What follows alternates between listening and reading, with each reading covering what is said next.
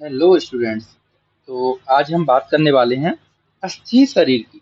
रचना शरीर का चैप्टर है। ठीक है, इसको मॉडर्न से रिलेट करें तो ऑस्टियोलॉजी कह सकते हैं इसको हम। ठीक है, पढ़ते हैं क्या कहता है आयुर्वेद के अकॉर्डिंग क्या है अस्थि।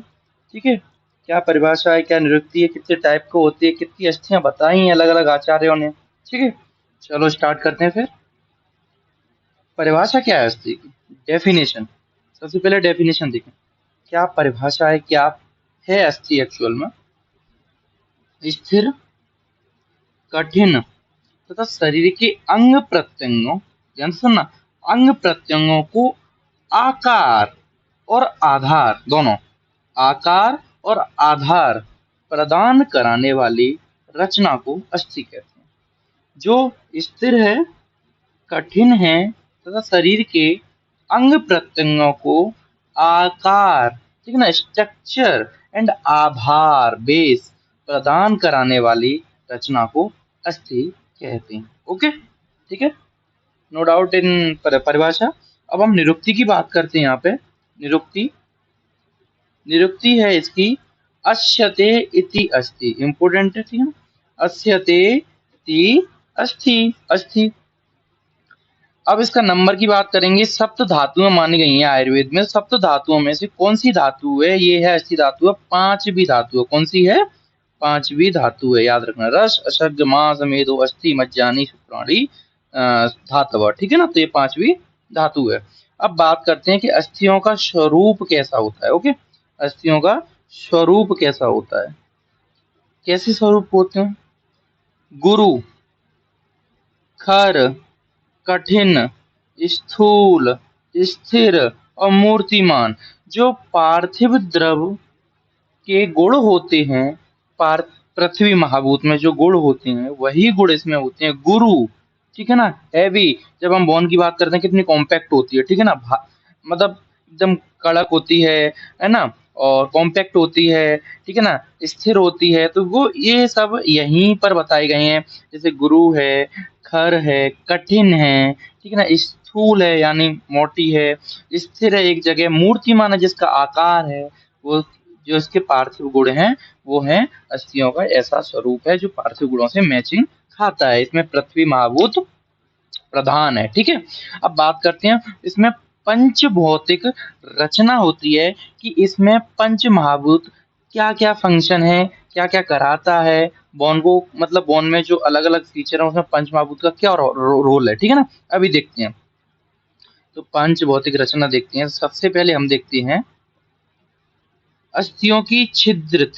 अस्थियों का छिद्र, जो पोरस बोन अंदर से पोरस होती है, वो किसके कारण होती है, आकाश महाभूत के कारण, याद रखना। ठीक है ना, अस्थियों की प्राणमयता मतलब उसको जीवित जीवित रखना, लिविंग रखना। ठीक है ना, परिवर्तनशील, जो उसमें चेंजेस लाता है, ग्रोथ कराता है, वृद्धि। अगर हमारी बॉन्ड टूट जाए तो रीजनरेशन कराना। ये सब किसका काम है, ये है वायु महाभूत का है। ये किसका है, वायु महाभूत का है। ठीक है, अब जो अस्थियों में रक्तमयता होती है, ब्लड वेसल्स होती हैं, ब्लड से फिल होती है, तो वो किसके कारण होती है, वो उसका कारण है अग्नि महाभूत।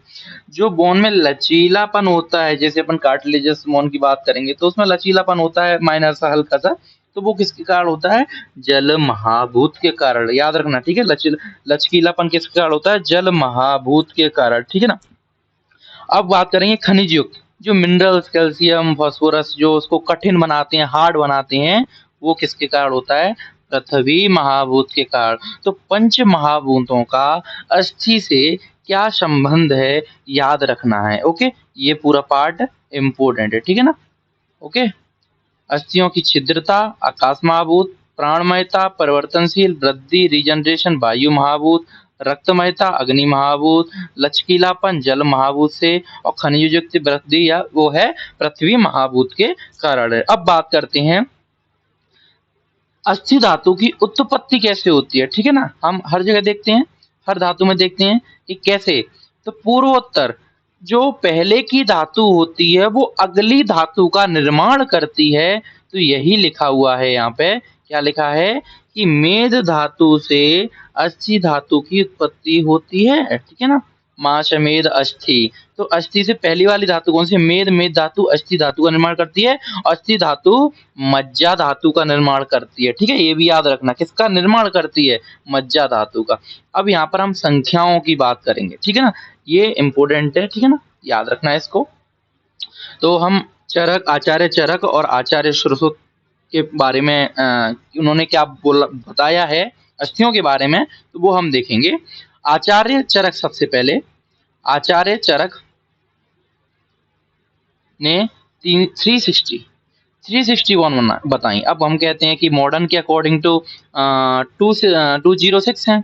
ठीक है, और आचार्य श्रुत ने 300 मानी है। तो इतना ये जो 360 से, एक सेकेंड, जो 360 से 206, जो इतना ये डिफरेंस है बीच का, वो किस कारण है? वो इनके कारण है। ठीक है ना, नख मतलब नेल्स, दांत, अर्बुद, दंतोलूखल, परशुकाएं, स्थालक, तरुणास्थियां जो कार्टिलेज बोन होती हैं, ये सब ना आचार्य चरक ने इंक्लूड किया है, इसलिए 206 से बढ़कर ये 306 हो गई हैं। ठीक है, याद रखेंगे, नख, दंत, अर्बुद, दंतोलूखन, परशुकाएं, स्थालक एंड तरुणास्थियां।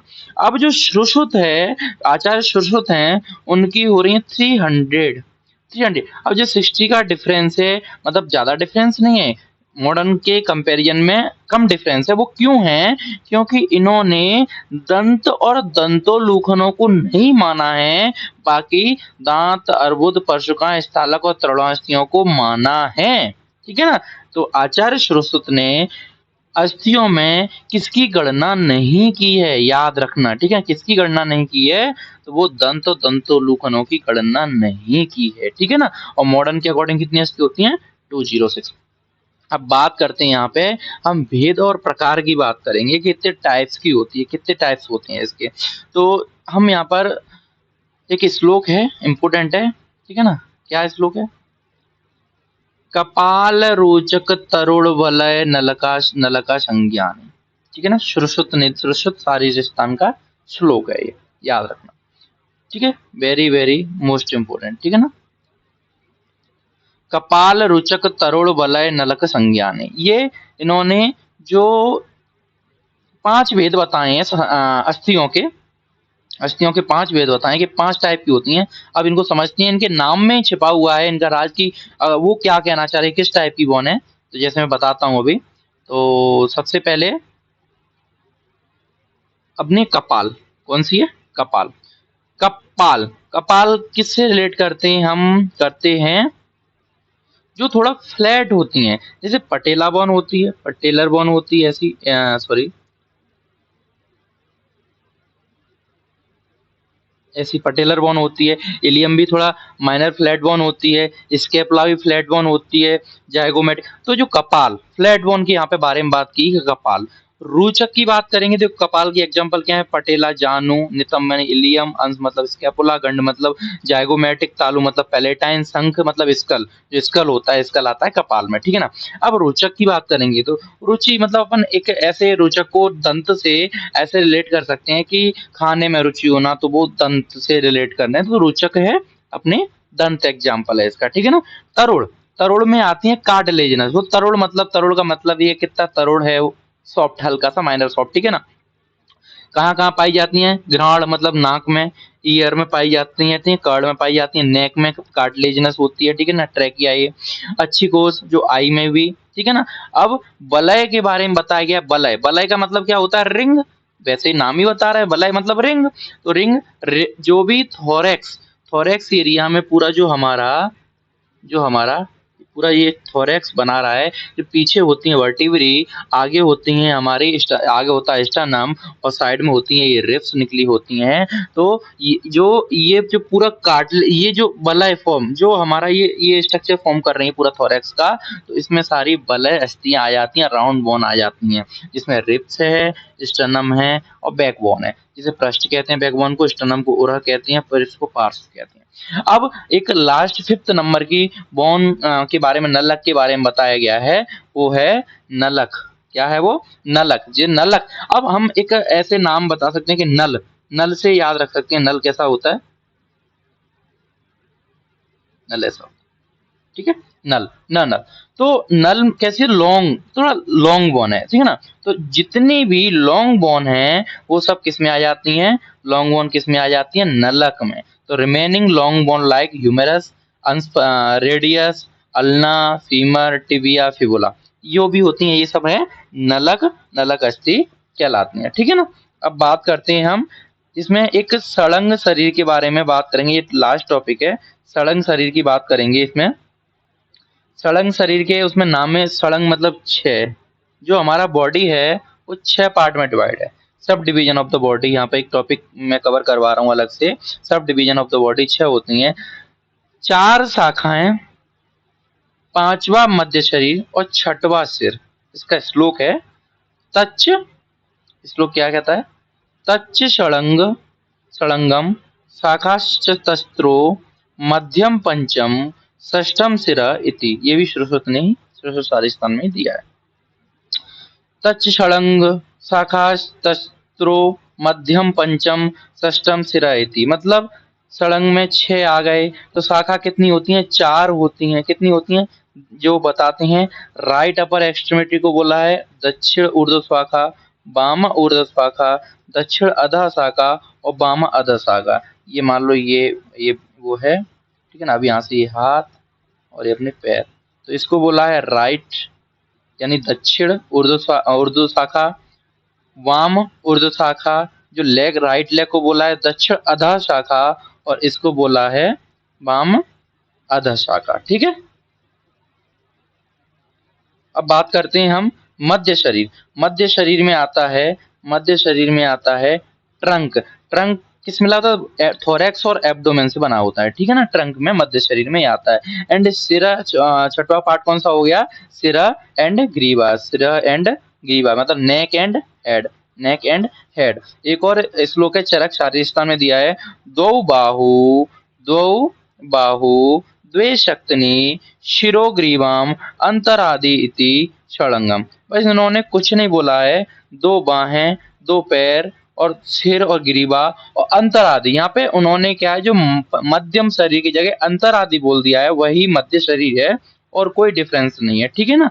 तो ये हमारा अस्थि शरीर कंप्लीट हो जाता है। छोटा सा टॉपिक है, 5 नंबर का शॉर्ट नोट में बन जाता है, ऑप्शनल भी बनते हैं यहाँ से। जैसे ये जो हमने पंचमहाभूत का रिलेशन देखा, उसके बाद ये हमने संख्याएं देखी, भेद देखी, यहाँ से पक्का पक्का बनता है, फाइनल है। और 5 नंबर का नोट बनेगा तो हम इतना लिख देंगे, तो इट इज इनफ, ठीक है ना। 5 नंबर इजिली मिल जाएंगे। अगर कोई भी डाउट हो तो कमेंट सेक्शन में जरूर लिखना, मैं जरूर रिप्लाई करूंगा आपको। और इसको ज़्यादा से ज़्यादा शेयर कीजिए अपने दोस्तों को, और सब्सक्राइब कीजिए, बेल आइकन को दबा के रखिए, क्योंकि मैं डेली वीडियो अपलोड कर रहा हूँ काफ़ी चैप्टरों के, तो आपको तुरंत नोटिफिकेशन आ जाए। और पढ़ते रहिए। Thank you.